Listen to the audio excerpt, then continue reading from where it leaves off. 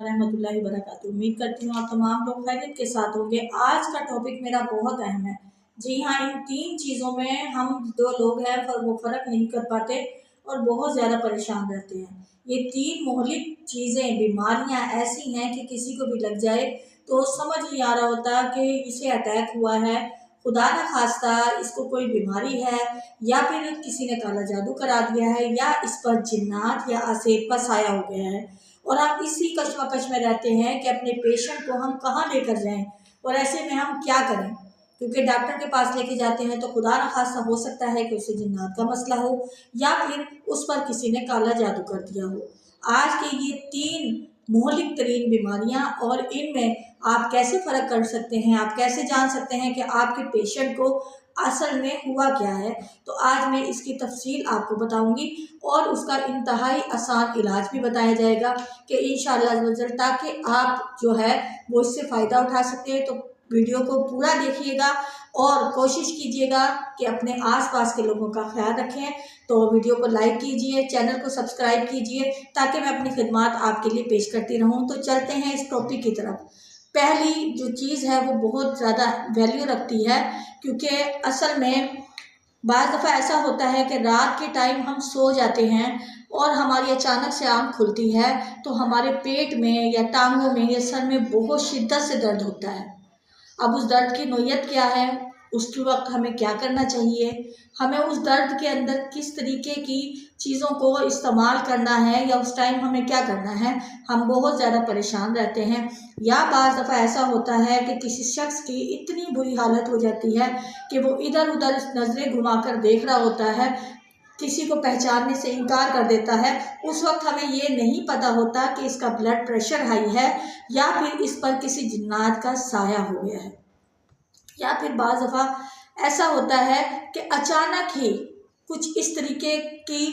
हरकत लोग करना शुरू कर देते हैं कि हमारी समझ में नहीं आ रहा होता कि इस वक्त इसे किसी साइकोलॉजिस्ट के पास ले जाएं या किसी डॉक्टर के पास ले जाएं, या फिर इसका किस तरीके से ट्रीटमेंट होगा। तो इन 3 जो मोहलिक तरीन बीमारियां हैं, इनका आज मैं आपको इलाज बताऊंगी और इन्हीं के बारे में हम डिस्कस करेंगे कि इनको हम किस तरीके से हल कर सकते हैं। नंबर 1, अगर तो अचानक आपके सर में दर्द है और पेट में चुभन है, शदीद किस्म की चुभन है, और आप पहले देखें कि आपने खाया क्या है, और ये चुभन मुसलसल रहती है, यानी आप दवाई भी इस्तेमाल करें या फिर आप को गैस की शिकायत हो गई है और ये जा नहीं रही, ये बढ़ती जा रही है, और इससे आपकी टांगों में भी दर्द हो रहा है और आपका सर भी चकरा रहा है। अगर ऐसी सिचुएशन आपकी है तो ये आप पर काले जादू की अलामत है। जी हाँ, किसी ने आपको या तो नज़र लगा दी है या आप पर काला जादू हो गया है। अगर आपकी ऐसी कोई हालत हो जाए या किसी मरीज़ की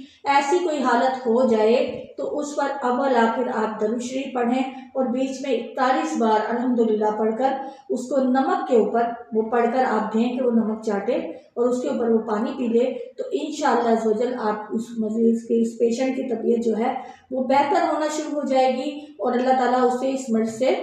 दफ़ा कर देगा, यानी ये मर्ज़ उससे दूर हो जाएगा। इसके अलावा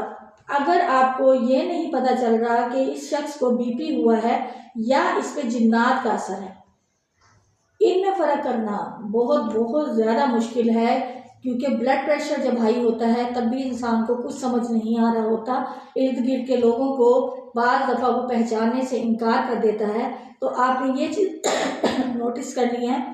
कि अगर उनकी ये वाली नसें फूली हुई हैं, वो इधर उधर अनजानों की तरह देख रहे हैं, तो इसका मतलब है कि उनका ब्लड प्रेशर बहुत ज़्यादा हाई हो गया है, आपको फ़ौरन डॉक्टर से रजू करना चाहिए। लेकिन अगर आप ये देखें